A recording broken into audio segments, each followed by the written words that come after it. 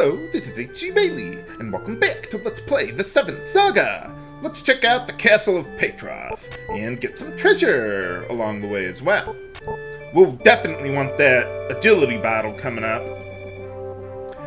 but we already had the one that we found back at Pal, so, well, we might as well stockpile them for now. Let's see, there's nothing we can do on the left side of the first floor yet. We gotta go up, and then we gotta go back down to get to the left side of this place. And as you can see, no crystal ball, so there's no random enemies or anything that we find around here. I would think there would be some castle guards or something. I get a power seed that I want to use on Esuna soon enough.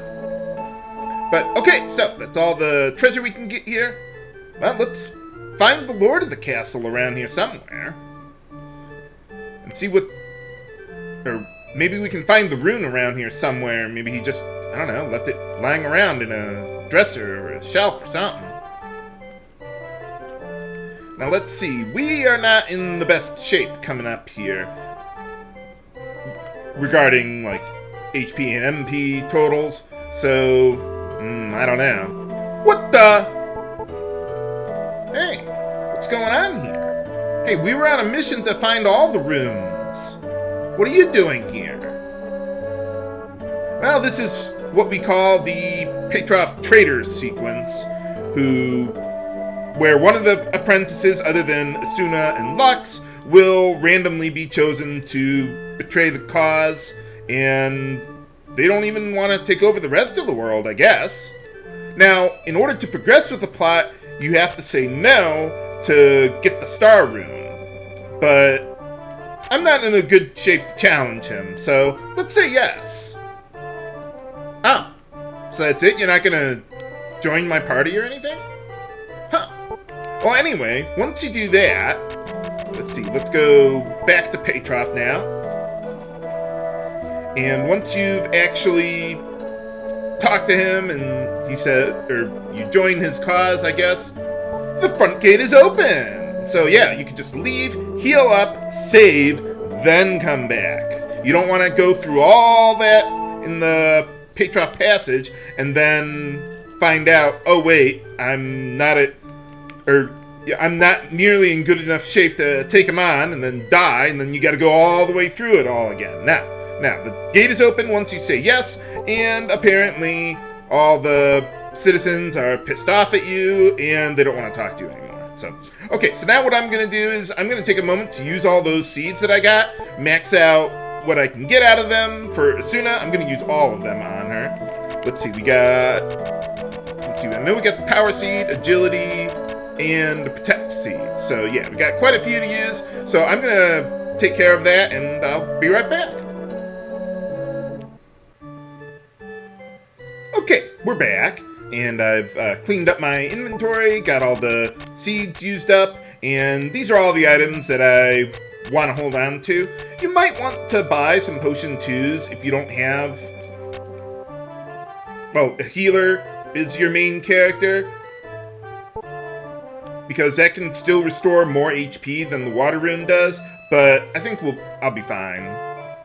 So let's head on back up there, and, well, I'll just tell you, you have to fight him in order to progress with the plot. If you don't get the Star Rune, there's a specific NPC who won't show up, and you won't be able to go past that point in the game.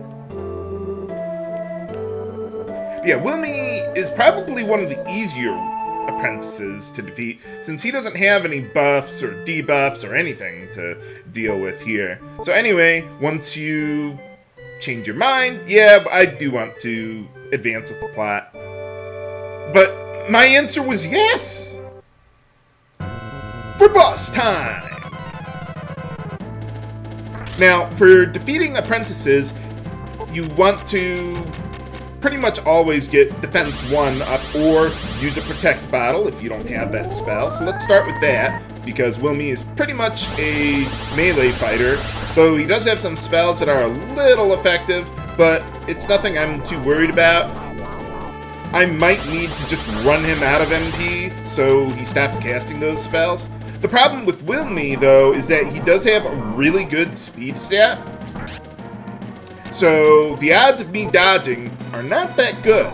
But I don't want to use the agility bottle yet because even... Okay, now I want to use it. But even with the grinding that I've done, he's still going to have quite a bit of speed anyway, and I can't guarantee that I'm going to dodge whatever he does next. Okay, so now that we've gotten those up, now my speed is high enough to where I can basically just heal up from whatever he tries to do to me and just wait until I either dodge an attack so I can start dealing damage to him, or I run him out of MP. Enemy apprentices have a lot of MP. They do, it is finite though. They will run out eventually. Now the thing is though, is that most apprentices, or bosses in general, magic isn't going to be too effective against them. So even as a pure mage like Esuna, my physical attacks are still going to be the way to go here. So basically, I just wait until I know I have enough HP to survive a few hits, or a couple hits, and that's when I attack. Now, Wilmy, he normally never learns heal spells, but if he has the MP left, he will try, he will have the spells anyway. All apprentices are like that. They'll always have healing spells when you fight them, even if they normally could not. But alright, well, pretty good level up there. Ton of speed boost. And once you defeat this apprentice, well, you not only get the Star Rune, but they will never appear again. It's the only instance where you fight an apprentice and they die permanently. So, I don't really care about him, but there you are. Okay, so the Star Rune, just like we were told last time, it doubles your, or it reduces, it casts defense 1 on you, essentially. So, what was that? So yeah, it cuts all physical damage in half. And you can use it infinitely if you want. And now, all the NPCs forgive you for joining him. Oh, okay. Well, then maybe we should go there next. Yeah, that's where we do need to go next. And actually, I should probably rest up at the inn after that. We're alright, though. Someone was saying, H.C. Bailey, the trick that I had mentioned earlier about if you fight an apprentice, it's always one-on-one. Normally, it's always one-on-one. But they were saying that the trick that I was saying about reviving your partner if they were dead to join in the fight, they were saying that only works with if your partner is the one alive, not your main character. So I don't really know about that because I've never really tried to do that. I've just heard things, and, well, that's that, so. But anyway, let's head on to Bone. Okay, that was just a couple mantas.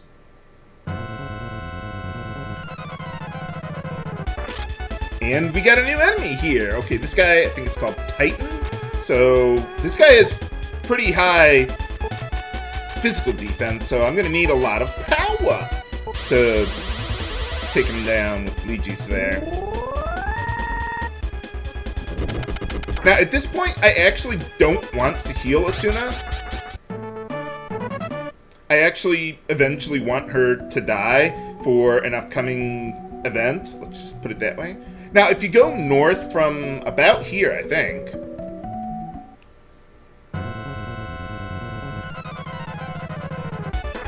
there's a tower up there that you could enter, but the front gate is locked. I mean, you'll go in the tower, but then you can't go anywhere.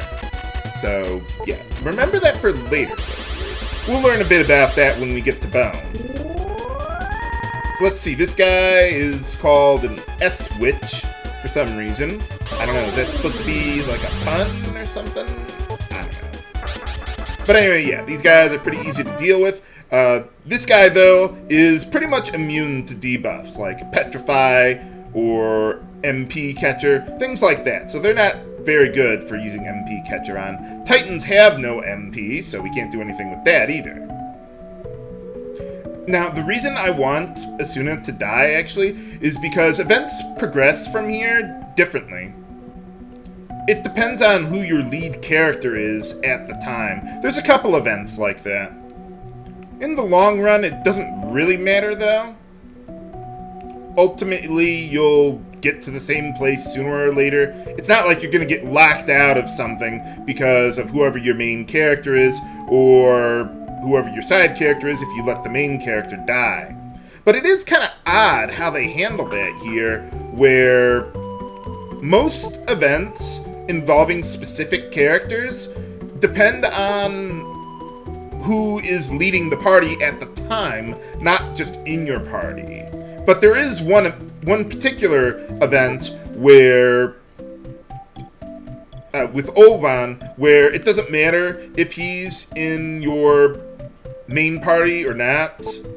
If he's, a partner, you can still do stuff anyway, even if your lead character is alive. But what happens here without Esuna now? Find out next time on Let's Play the 7th Saga! This is H.G. Bailey, signing off. Have a good day!